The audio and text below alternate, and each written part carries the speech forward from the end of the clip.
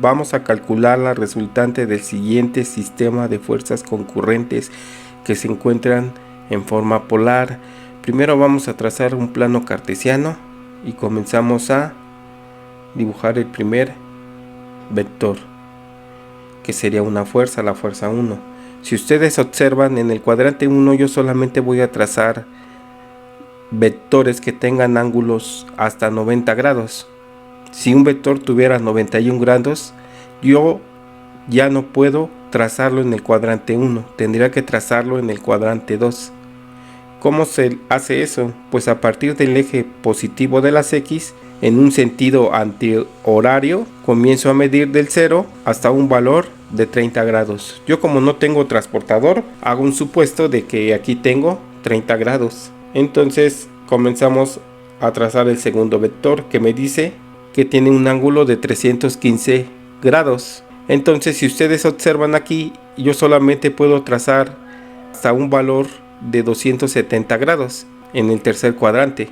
Entonces yo no puedo dibujarlo en el tercer cuadrante, tendría que ser en el cuarto cuadrante, porque aquí me dice que puedo dibujar vectores hasta 360 grados, claro, restringidos de 270 hasta 360. El vector 3 me dice que tiene un ángulo de 180, lo voy a dibujar en el cuadrante 2, mido 120 grados y trazo mi vector de fuerza 3. Por último trazo el cuarto, que me dice que tiene un valor de 240 grados. A partir de aquí mido y 240 y trazo mi vector en el tercer cuadrante. ¿Por qué? Porque hasta aquí yo puedo solamente trazar vectores que tengan un ángulo de 270 grados. Bien, ya representé todos estos vectores en una forma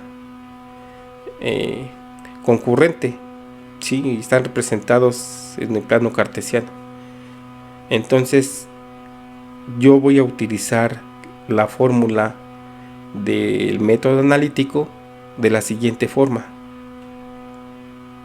la sumatoria de las fuerzas que se encuentran en el eje X es igual a F por coseno de teta. Si ustedes observan, todos estos vectores tienen componentes en X y componentes en Y. Es decir, recuerden que nosotros hacemos proyecciones, por ejemplo, de este F1 hacia el eje X, obtengo un vector F de X. Si yo hago una proyección de este vector hacia Y, tengo un vector o una componente F de Y, y va a suceder lo mismo en todos los casos. Entonces, en todos estos vectores voy a calcular la componente de fuerza en X de todos estos. Vamos a comenzar. ¿Cuánto vale la fuerza? 100 newtons. Coseno de teta, ¿cuánto vale teta? 30 grados. Más, ¿cuánto vale la fuerza? 50 por coseno de 315, que es el ángulo que tengo aquí. Más fuerza 75 por coseno de 120, que es el ángulo que tengo aquí. Más 50 por coseno de 240 grados. Si ustedes realizan esta operación o estos cálculos en su calculadora, van a obtener el siguiente valor. Si ustedes observan, les va a dar un valor negativo aquí, pero eso se debe al cálculo de los cosenos, en coseno de 120 y de 240. Si ustedes lo multiplican por el valor de la fuerza, les va a dar un valor negativo. Entonces, si ustedes hacen todas estas operaciones, van a obtener un valor de 59.45 newtons. Vamos a proceder a calcular la componente en Y de todos estos vectores. Como lo había mencionado anteriormente, todos estos vectores se van a descomponer en componentes rectangulares. Entonces a todos les voy a calcular F seno de teta. Entonces comencemos. Fuerza vale 100, seno de 30 grados. El ángulo que tiene es 30 grados. Más la fuerza 50 por seno de 315, que sería este. Más la fuerza 75 por seno de 120. Aquí lo tengo. Más la fuerza 50 por seno de 240, que es este. Si yo realizo estas operaciones, obtengo las siguientes cantidades. Entonces, si ustedes observan, también me va a dar valores negativos, y eso se debe al ángulo que está calculando con el valor de seno. ¿Qué tienen que realizar? Pues solamente realizan esta operación y el resultado que se obtiene de estas operaciones es el siguiente: 36.29 newtons. Ya que calculé la sumatoria de las fuerzas en X y en Y, voy a obtener la resultante y la voy a obtener con esta ecuación. Simplemente voy a sustituir los valores de las sumatorias en X y la sumatoria en Y en esta expresión.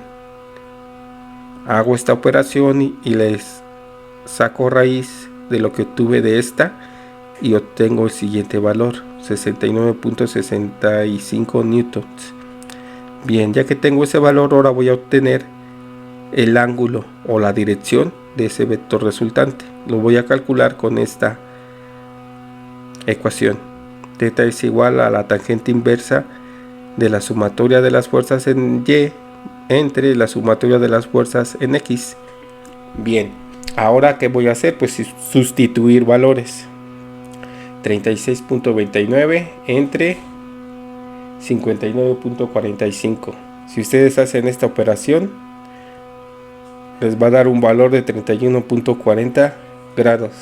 Bien, ya que obtuvieron este valor, yo puedo representar este vector en el plano cartesiano. Aquí lo tengo. Entonces trazo el ángulo a partir del eje de las X, 31.40, y ahí trazo mi vector resultante. ¿Y cuál es el valor del vector resultante? Pues sería 69.65. Si esto ustedes lo quieren representar en forma polar, quedaría de la siguiente forma: 69.65 newtons con un ángulo de 31.40 grados. Y con esto hemos resuelto nuestro problema.